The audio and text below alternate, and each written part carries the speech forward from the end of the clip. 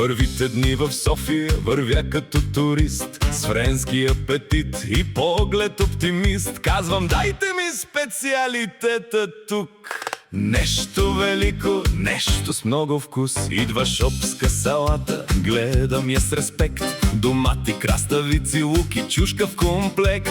Отгоре сирене, всички казват браво. Аз си мисля, във Франция това е салата направо. Но хапвам веднъж, после хапвам пак и казвам, добре, този вкус има знак. Поръчвам първа ракия, за да стане по-добре. Отварям менюто и започвам да не мога да чета. Аз виждам буква като френско П, а всички ми казват, не, това е р. Виждам буква като френско Аш, а добри ми казват, не, това е Н. Виждам буква като френско Б, а тя се чете в небе. После виждам тройка, викат З, и мозъка ми вече тръгва на море. След първата ракия буквите мърдат пред мен. След втората ракия французинът вече е смутен.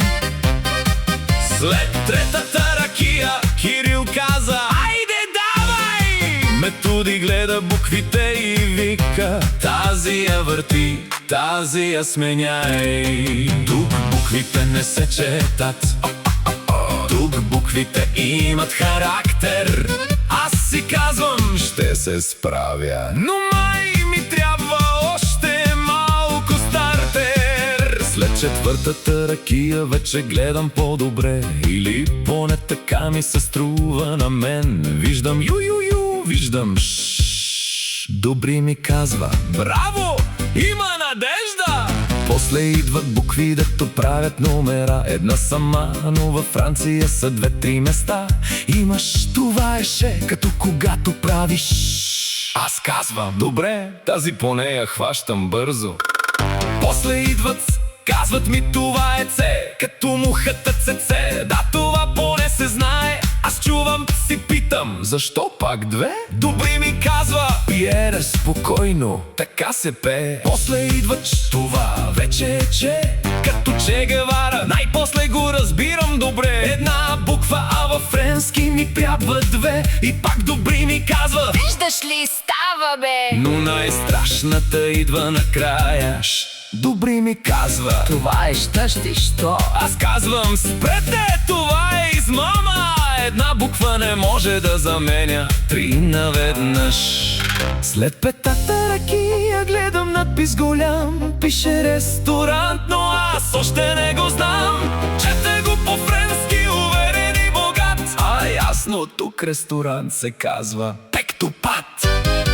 Добри избухна, не можеше да спре. Смя се толкова силно, че се хвана за сърце. Каза, Пиер, спри, ще ме убиеш от смях. Това пак е ресторант, само че с други букви. След първата ракия буквите мърдат пред мен. След втората ракия французина вече е смутен.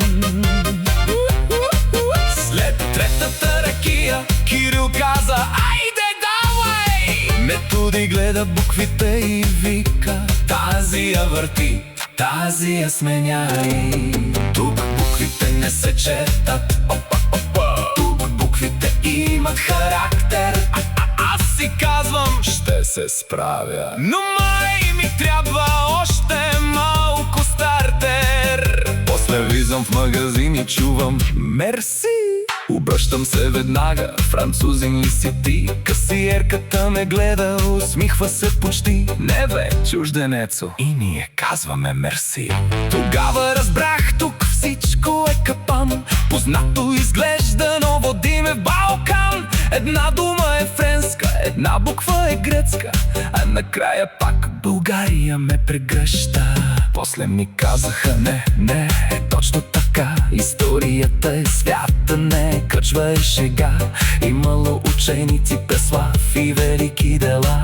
Не само ракия, не само маса. На 24 май всички пеят с чест. Буквите са гордост, култура и вест. Аз още се бъркам, но вече знам това. Тази азбука носи душата на една страна. След шестата ракия аз вечер се подигравам. Смея се най-вече на себе си и малко по малко научавам. След шестата ракия буквите станаха приятели мои. Те ме объркаха в началото, но ме доведоха до хора добри. Не е лесно да четеш България, но е красиво да я обичаш така.